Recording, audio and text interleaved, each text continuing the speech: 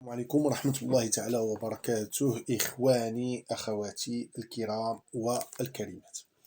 اليوم تنطرق على واحد الموضوع مهم جدا، وهو اللي غيشغل بطبيعة الحال بال المغاربة، خاصة مغاربة إسبانيا، المهاجرين المقيمين بإسبانيا، وهي المقابلة التي سوف تجرى يوم الثلاثاء بين المنتخب الإسباني والمغربي.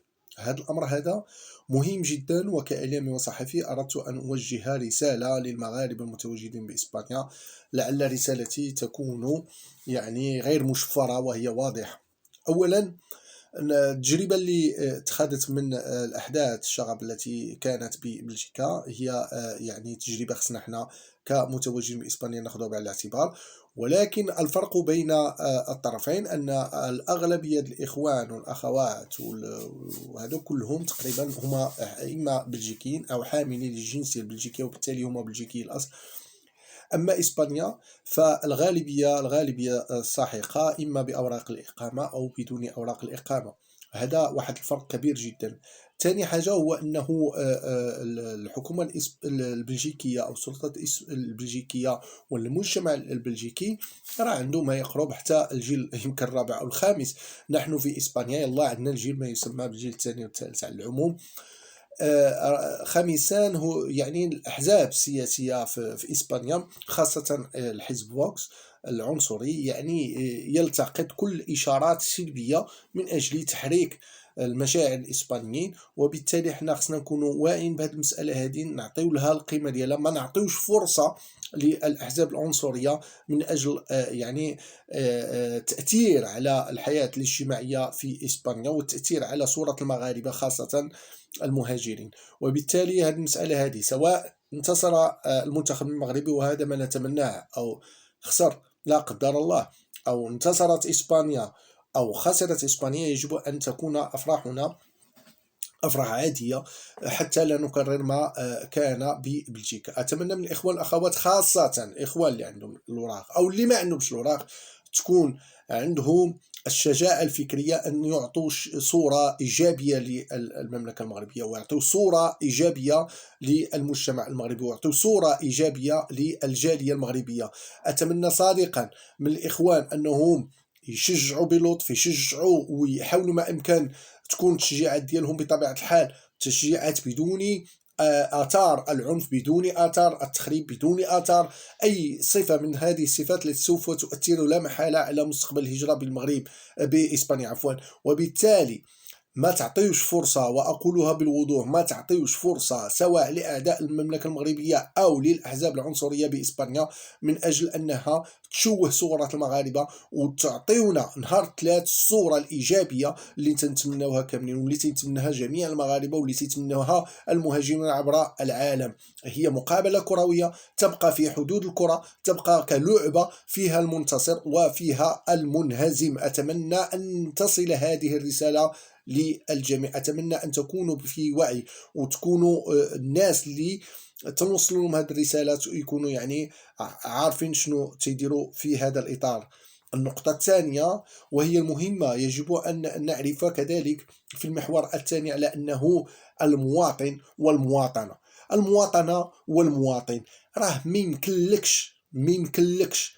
يمكنش لأي أحد أن يسحب وطنية شخص أو جنسيته أو إلا بإرادة هذا الشخص. ما كاينش في العالم شي قانون تيقول بأنه إذا انتقد شخص معين مثلا أي إجراء أو أي شيء نجيو حنا ونقول له أنت انفصالي أو أنت خائن أو لا.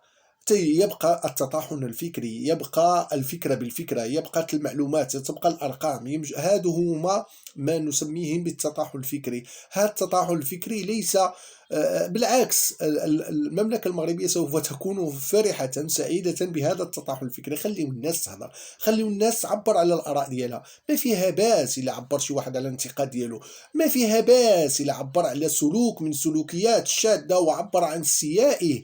راه حنا ماشي فوتوكوبي، راه فينا المزيان وفينا القبيح وفينا الخايب وفينا الزوين وفينا الامين وفينا الكذاب وفينا السارق، وفينا هذا مجتمع كجميع المجتمعات الافريقيه والمجتمعات العالميه. وبالتالي حاولوا أرجوكم، أرجو أن هذه الرسالة تكون واضحة. خليوا الناس تعبر. راه مستقبلا راه غتكون، يعني أنا بين قوسين غنقول بأن غيكون واحد السلوك خايب، لأن ما يسمى بقدر أننا ما بعد، يعني ما بعد الإنصاف والمصالحة، ومن بعد أننا صلحنا الظروف، بأننا خلينا المعارضة تتحدث تأتي فرصة أخرى لنا أن نزكي ما يسمى، وأسميه أنا شخصيا الأغلبية الصامتة. تعرفوا الأغلبية الصامتة شنو هي؟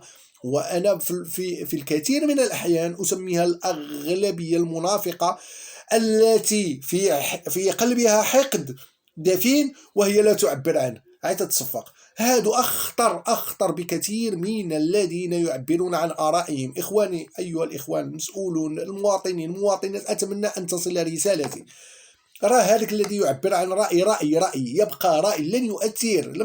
ما بغاتش الدولة ديرو ما غديروش، ولكن هذا رأي يمكن تاخذ به الدولة وعقلاء الناس، يعني يشوفوه بأنه هو صالح للدولة ديالنا. احنا دائما نفتخر بالمملكة المغربية، وإذا احتاجنا احتاجنا الوطن ديالنا سوف نفديه بدماء. يعني هذا مسألة عادية جدا.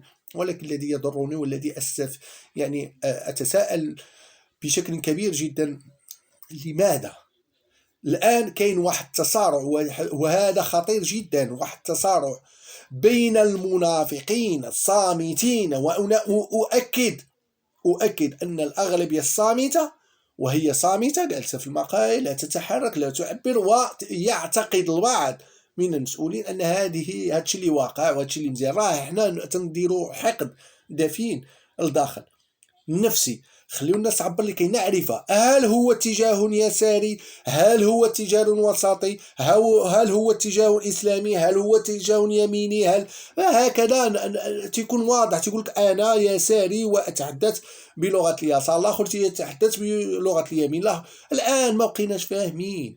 ما بقيناش فاهمين. إخواني أخواتي، أتمنى الرسالة أن تكون معبرة عن واحد، يعني حب كبير لوطني وحب كبير دفين لوطني، الذي أتمنى له كل الخير من كل قلبي. في انتظار حلقات مقبلة، أتمنى أن رسالتي تكون غير مشفرة وواضحة للجميع. تحياتي.